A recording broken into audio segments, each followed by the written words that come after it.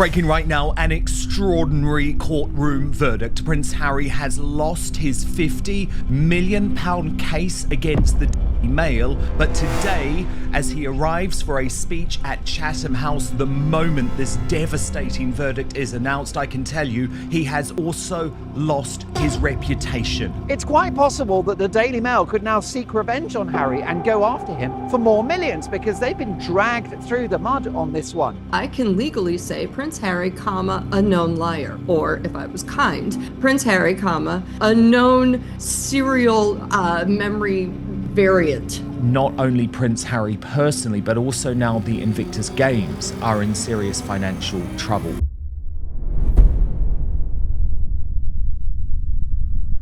Harry has to explain why he lied in court about his relationship with Charlotte Griffiths. He walked up to that podium in London this afternoon, and for the first time in a very long time, there was nobody standing behind. No wife on his arm, nobody at his shoulder, just Harry, a single sheet of paper, and a voice that kept cracking on him. 90 minutes earlier, a judge had finished handing him the worst afternoon of his public life. This man lied in court. He committed perjury. And he can sue me if he wants. King Charles must now strip his titles. This case, this verdict was make or break for the Duke of Delusion, and it is over. The privacy case, the one he swore he was going to win, the one he built his entire exile around, gone, thrown out, every last claim of it. And the woman he stood in a courtroom and cried over back in January, the woman whose misery he blamed on the press, she wasn't even in the country. She was 5,000 miles away behind the gates of a mansion in California, and she had made it perfectly clear she was not getting on a plane for this. So he stood there on his own, reading a few careful lines about veterans. Chin up, jaw tight, and witnesses in the room said his voice was shaking as the whole world watched the wheels come off the wagon. This was not a split decision, as many of us suspected. This was a slam dunk for the Daily Mail. It wasn't even close. And here is what nobody in that hall said out loud, but every single person was thinking. If this fight was really for her all along, or so we were told for years, then where on earth was she? Sit tight. This is not just a court result. Today is the day the great Sussex love story quietly cracked straight down the middle. We're going to walk through exactly what that judge said, exactly what this disaster is going to cost the two of them, and why the silence coming out of Montecito tonight is the loudest sound in this entire saga. Massive win for the Mail. Massive defeat for the Ginger Whinger and the other celebrities involved who love to use the media when it suits them. How delicious that he's come back to the UK just in time to be humiliated. Expect the mother of all tantrums later.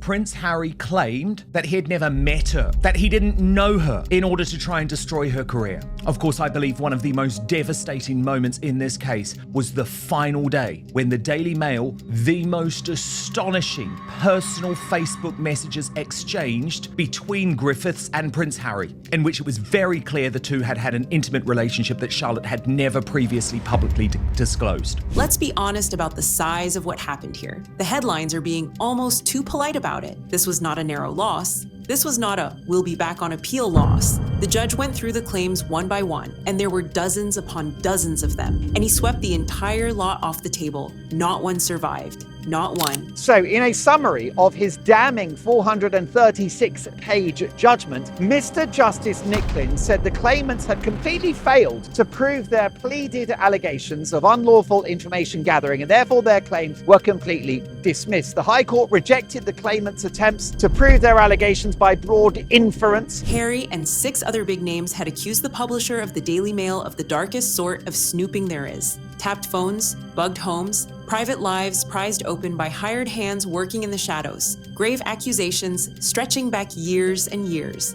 And the judge's answer, put in plain kitchen table English, was this: you could not prove a word of it. Suspicion, he said, is not the same thing as evidence. He looked the newspaper's journalists in the eye. He listened to how they said they got their stories, and he believed them, not Harry, them. To translate that, what the judge has said, Justice Nicklin, who is, by the way, a total rock star. I mean, what a guy to have essentially dealt with Harry in no uncertain terms, faced him eye to eyeball in the High Court and said, sorry, I'm not putting up with this. It doesn't make sense. It doesn't stand up. It's incoherent. It's contradictory. Thanks, but no thanks. I'm throwing it out. Now think about that for a man who has spent years telling anybody who'll sit still that the British press is a criminal operation. He hauled them into court. He raised his right hand and swore an oath. And the court turned round and said the newspaper had told the truth and the prince had not made his case. There is no gentle way to wrap that up. But he didn't get that. This is a total destruction of his case and I believe his reputation today. And he didn't fall alone. He dragged others down with him. A knighted pop icon, a grieving baroness, well-known faces who signed up to his crusade and now share in the defeat, and worse, the bill. That is going to sting in a lot of very expensive living rooms tonight. And there was one last twist of the knife,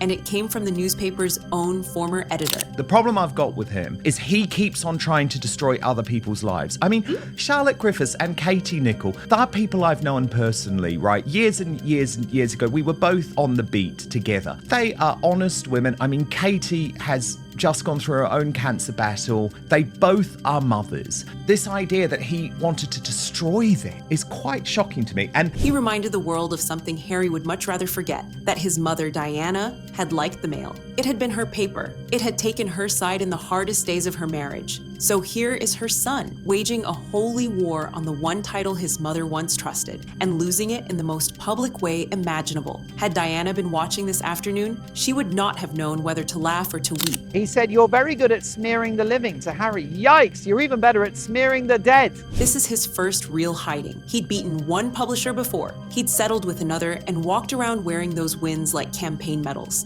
But this one, the big one, the paper he loathes above all others, this one he lost on his feet, in the open, in front of everyone. The war he turned into his whole personality was over in a single afternoon, and he didn't even get to pick the ending. I think his reputation is irretrievably stained.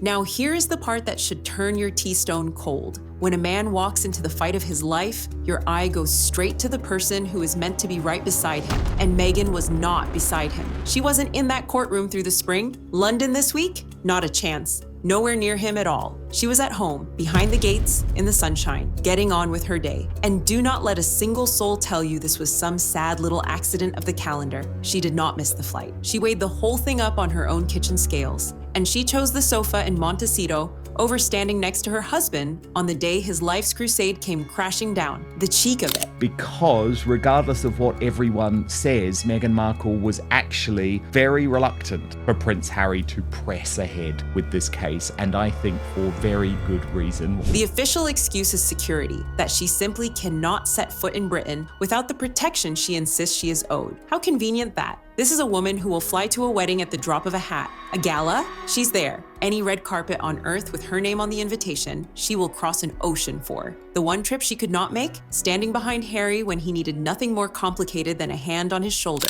I don't really know what to say, but I think the sooner he goes back to Montecito, the better. But I don't think he's going to get a very good welcome there from his wife when she, wherever she is at the moment, because she'll be pretty angry about the verdict, won't she? They're all saying it online tonight, and it is the one question she cannot smile her way out of. If you loved this man, properly loved him, and he was walking into the worst day of his whole life, you would be there, wouldn't you? You'd move heaven and earth to be there. Instead, he flew across an ocean to fight for her name, and she would not cross the street for his.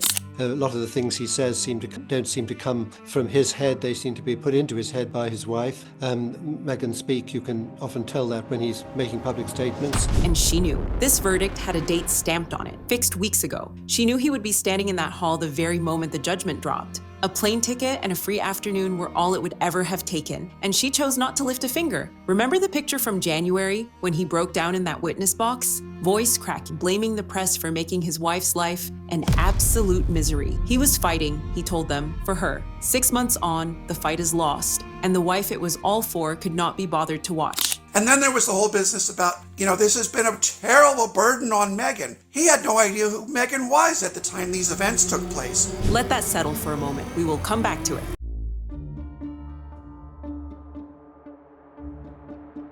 And then there's the bill. Losing a fight like this one doesn't just bruise your pride, it reaches straight into your pockets and starts pulling out the lining. Well, it's been thrown out by the judge, and it's likely to cost Harry up to $10 million.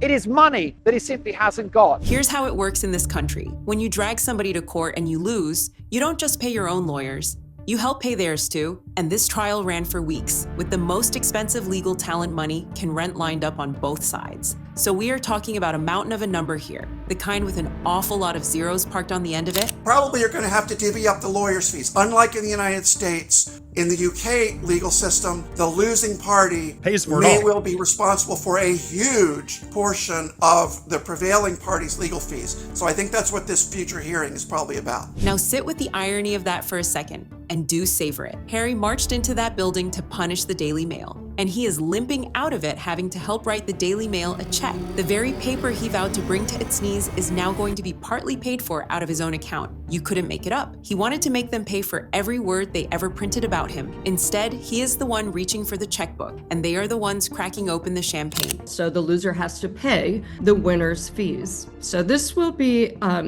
interesting. And of course, David Sherborne at the end of the day skips off freely with a huge fat check, doesn't he? And it does not land on him in a vacuum. It lands on them, on the household, on the whole shiny operation. These two have been getting through goodwill and cash at an eye-watering pace. The security bill, the mansion, the lifestyle that needs feeding every month like a hungry engine. Now drop a courtroom hammering on top of all that. As more than one voice has pointed out this week, the pair of them are only going to come out the far side of this more broke than they went in. The other issue is what it means for him and Meghan, because she's not going to be happy that he's picked this fight with the Daily Mail and once again lost. And she's going to suffer because the two of them are now even more. That is the trouble with a gamble the size of the one he just made. When it comes off, you're the hero who took on the giant. When it doesn't, somebody has to pay for the smoking wreckage. And tonight, the wreckage has a price on it, and there are two names on the invoice. Is one of the richest music artists in the world. The costs for Elton are loose change. A couple of concerts and he's paid the bill.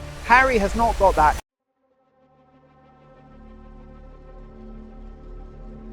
Now let's talk about the word sitting right in the middle of all of this. Privacy. You honestly could not invent a punchline this neat. This was a privacy case. Harry stood up in a court of law and spoke about how the press had trampled his family's sacred right to be left in peace. And who, exactly, is the woman he did all this for? The very same woman who sat down with Oprah in front of the entire planet and unpacked the most private corners of her marriage. She let a Netflix crew wander through her home with the cameras rolling. She put her name to the tell-all. Now she fronts a glossy lifestyle show where the lens trails her around her own kitchen, arranging flowers and plating up biscuits. That he craves privacy for Meghan. Well, she's an ex-TV actress. She's got an Instagram account with millions of followers. She posts every 10 seconds. She had a TV series called With Love Meghan. He's had a book out called Spare. They did a documentary about their lives. They did an interview with Oprah Winfrey. So what does Meghan know about privacy? And then even the kids, they're on Instagram the whole time. With my understanding, Harry's not happy about. Fighting for privacy with that woman standing next to you is like calling out the emergency services to a bonfire you built and struck the match on yourself in your own back garden on purpose. For him to complain about his privacy being invaded takes not just the biscuit, but the whole tin. The whole grand war against intrusion, and the biggest camera in his entire life turned out to be the one he married. You don't get to allegedly be setting up pap shots and leaking, and then on the other hand want to claim your privacy has been breached and you are the victim. The only victim in this case is Harry's bank account, because he will be picking up this bill, and I have no sympathy. Hypocritical prince. Which brings us gently to the whisper that will not lie down and be quiet tonight. When a marriage takes a blow like this one, the public thrashing, the money draining away, one half of the couple, thousands of miles off and saying nothing at all, people begin to talk, and they are talking. They're openly wondering whether these two are still on solid ground, whether her no-show this week was really about a bodyguard or about something a good deal colder than that. The word divorce is doing the rounds, out loud, and neither of them is lifting a finger to hush it. The betting, if you follow the chatter, is that a woman who will not stand beside you on your very worst day already has 1 foot out of the door. That is what half the internet decided the moment they watched him land in London on his own. Make of that what you will. This is not a well man. This is not a well man, and it's shocking that Meghan is allowing this to play out publicly, although it could, I guess, work to her benefit in a divorce, because we're basically seeing this guy have a public mental breakdown, believing all these delusions. Now, that's gossip, and I'll happily call it gossip to your face. But you know the old kitchen rule as well as I do. When there is this much smoke curling under the door, somebody, somewhere, left the gas on. Well, And I it's know a some lot he'll have to celebrity- adjust to now because the money's getting tighter and tighter. I don't know where it's coming in from anymore. This is not going to be good for them. The strain is going to continue.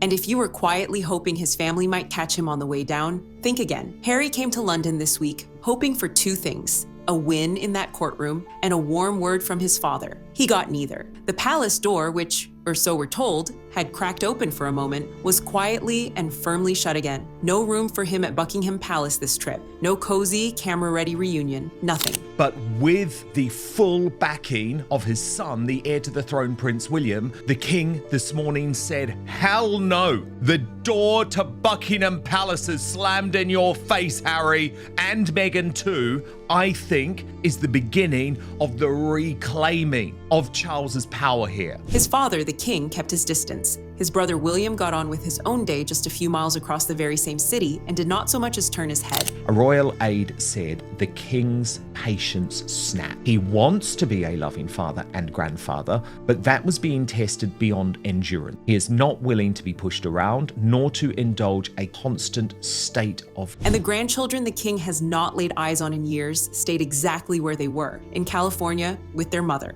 This was meant to be the trip that finally thawed the ice. Instead, it froze over harder than before. A son comes home battered by a courtroom, hoping his father will simply open a door and the door stays bolted. Whatever you make of Harry, there is something properly cold in watching a family decide that a man's lowest day was not reason enough to let him back in. All of that, I believe, intends to make it very clear to Harry, you're not seeing your dad because of this drama. So picture the whole scene now, all of it at once. In the courtroom, beaten flat. In the family, frozen clean out. At home, a wife who would not come. On this one single day, every door that was supposed to have his name carved on it was bolted shut in his face. There is a particular kind of a loan that all the money and all the Netflix deals in the world simply cannot buy your way out of. And Harry found it this afternoon, standing in the middle of a city that used to be his home, in a country that used to be his, surrounded by no one at all. There can be no forgiveness for this son who has caused so much damage, not just to a family, but to a nation.